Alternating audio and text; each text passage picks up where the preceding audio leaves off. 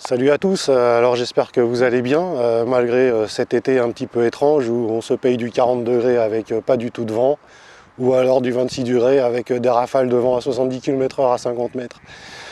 Beaucoup d'entre vous m'ont demandé sur Facebook comment je faisais mes timelapses. Donc je vais vous expliquer comment on fait un timelapse et comment on fait un hyperlapse, parce que c'est pas la même chose. Hyperlapse ou motion lapse, les deux noms sont valables. Donc je vais vous expliquer comment on fait ça avec DJI Go 4, avec un Phantom 4 Pro. Le mien c'est un Phantom 4 Pro V2, mais ça ne va pas changer grand chose à la chose. Et après en post-production avec Premiere Pro. On est parti? Allez!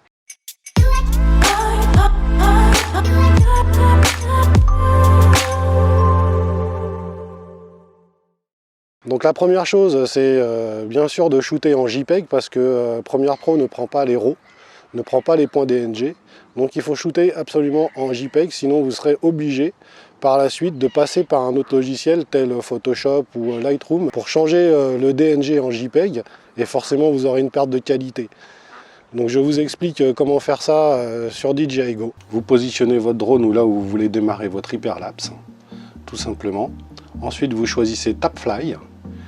Vous prenez soit backward ou forward en fonction de si vous voulez avancer ou reculer, voire même free si vous voulez faire une route vous-même. Ensuite vous allez dans les paramètres de votre appareil photo. Donc, vous pouvez voir qu'il y a un retardateur à 5 secondes parce que nous sommes en RAW, donc on change le format d'image en JPEG et on retourne dans le retardateur et on met 2 secondes. Vous voyez que j'avais beaucoup de vent ce jour-là. Donc vous pouvez régler ensuite la vitesse de recul. Vous avez juste à cliquer sur le Go et d'envoyer vos photos. Donc n'oubliez pas, avant d'envoyer votre drone en arrière ou en avant et de ensuite prendre les photos. La seule différence avec un timelapse et un hyperlapse, c'est que vous avez tout simplement à ne pas toucher au Tapfly et à laisser votre drone en stationnaire et faire exactement la même manip avec le retardateur, avec le JPEG, et vous pouvez avoir votre timelapse. Donc voilà, c'est fini pour le shoot. Maintenant, on va s'occuper de la post-production. On y va? On se retrouve donc dans Premiere où l'on va chercher dans Fichier, Importer, nos photos. On sélectionne la première photo de notre timelapse ou hyperlapse. Et on n'oublie pas de cocher ici le marquage de la séquence d'image, ce qui va nous permettre, quand on appuie sur le bouton ouvrir, de générer une séquence.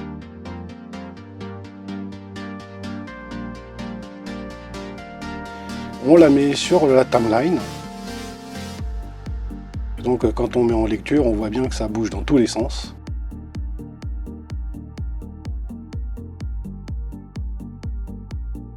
On va donc chercher dans la petite fenêtre des effets en tapant la stabilisation, une stabilisation de déformation que l'on applique directement sur la séquence. Vous pouvez voir qu'il y a un calcul d'image par image sur le côté des effets, dans la fenêtre des effets.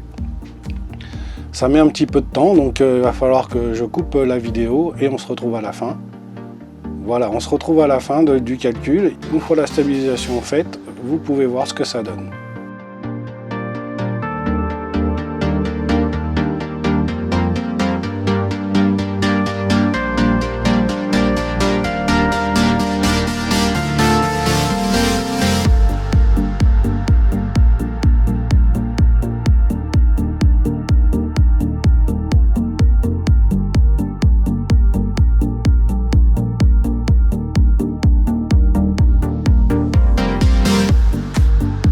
J'espère que j'ai été assez clair avec toutes ces instructions. J'espère que vous allez faire de beaux hyperlapses.